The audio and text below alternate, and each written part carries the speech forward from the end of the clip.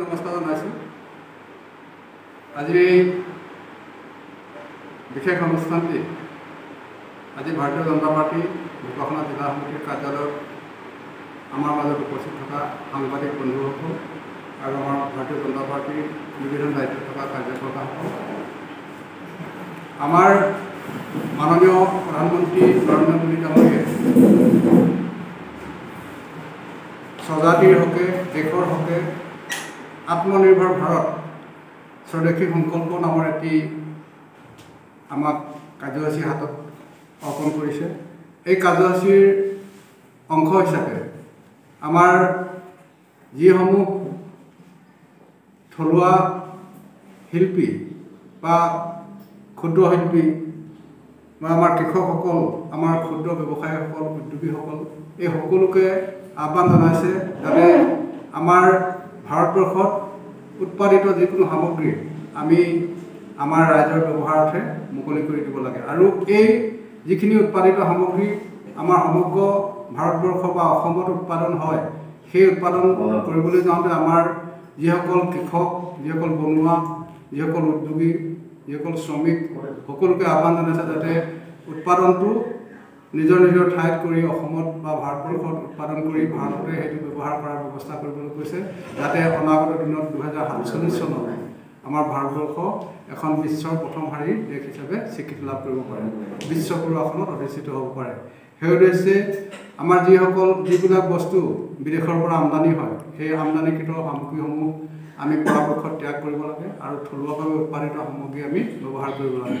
আৰু তেখেতে বহুখিনি আমাৰ কৃষক বনুৱা বা আমাৰ কৰ্মীসকলক বা দেশৰ যিকোনো জনসাধাৰণক অৱগত কৰিছে যে যিখিনি আমি স্বদেশত উৎপাদন কৰিব পাৰোঁ সেইখিনি আমি বিদেশৰ পৰা সংগ্ৰহ নকৰোঁ। সেইকাৰণে সকলোকে আহ্বান জনাইছে যে অনাগত দিনত আমাৰ যিহেতু কৃষিভূমি আছে, যিকোনো শস্য আমি ইয়াতে উৎপাদন কৰিব পাৰোঁ। সাধাৰণ অৰ্থত আমি ঘৰুৱা যিখিনি আমাৰ নিত্য ব্যৱহাৰ্য সামগ্ৰী সেইখিনি আমি ঘৰতে প্ৰস্তুত কৰি যাতে বিদেশৰ পৰা অহা সামগ্ৰী আমি ব্যৱহাৰ কৰিব নালাগে, সেইখিনি আমাৰ লক্ষ্য উদ্দেশ্য হোৱা উচিত বুলি প্ৰধানমন্ত্ৰী ডাঙৰীয়াই ব্যক্ত কৰিছে। আৰু আমি ইয়াতে মূল বিষয়টো হৈছে স্বদেশী বস্তু আমি ব্যৱহাৰ কৰিব লাগে। আৰু স্বদেশী বস্তু ব্যৱহাৰ কৰিবলৈ যাতে স্বদেশী উৎপাদন হ'বই লাগিব। আমাৰ প্ৰধানমন্ত্ৰী ডাঙৰীয়াই স্বদেশী বস্তুৰে আমাৰ স্বদেশ ভৰাই তুলি যাতে স্বদেশী বস্তুৱে আমি ব্যৱহাৰ কৰোঁ তাৰ ব্যৱস্থা কৰিছে। আৰু আমি পূৰ্বেও দেখিছোঁ ভাৰতৰ যি মহান স্বাধীনতা আন্দোলন আছিল, সেই সময়ত মহামানৱ মহাত্মা গান্ধীয়ে স্বদেশী বস্ত্ৰত পৰিধান কৰিবৰ কাৰণে সকলোকে উৎসাহ যোগাইছিল। আনকি তেওঁ নিজেই যঁতৰত সূতা কাটি স্বদেশী বস্ত্ৰত নিৰ্মাণ কৰাৰ বাবে পথ প্ৰশস্ত কৰিছিল বা ৰাইজক উদগনি যোগাইছিল।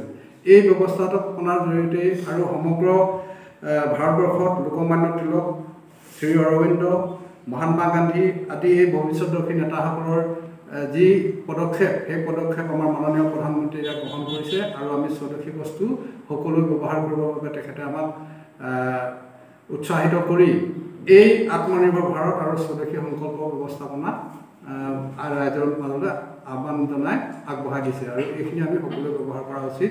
আৰু অনাগত দিনত আমি সমগ্ৰ ঢকুৱাখানাবাসীৰ হৈ আমি ঢকুৱাখানাবাসী ৰাইজক যাতে নিজা নিজা অঞ্চলত যি কৃষিভূমি আছে তাৰ পৰা যিখিনি উৎপাদন কৰিব পাৰে সেইখিনি নিজে উৎপাদন কৰি আমি স্বগৃহত বা নিজে সেইখিনি ব্যৱহাৰ কৰিব পৰা ব্যৱস্থা কৰিব লাগে। সেইখিনি আমি সমগ্ৰ ঢকুৱাখানাবাসী ৰাইজৰ লগতে অসমবাসীক আমি অনুৰোধ জনাই আমাৰ ৰাইজে এই সংবাদমেললৈ সকলোকে স্বাগতম জনোৱাৰ লগতে আমাৰ সাংবাদিক বন্ধুসকলক পুনৰ আমি ধন্যবাদ আৰু কৃতজ্ঞতা জ্ঞাপন কৰি আজি এই অনুষ্ঠানটি আমি ইমানতে সামৰণি মাৰিছোঁ। ধন্যবাদ।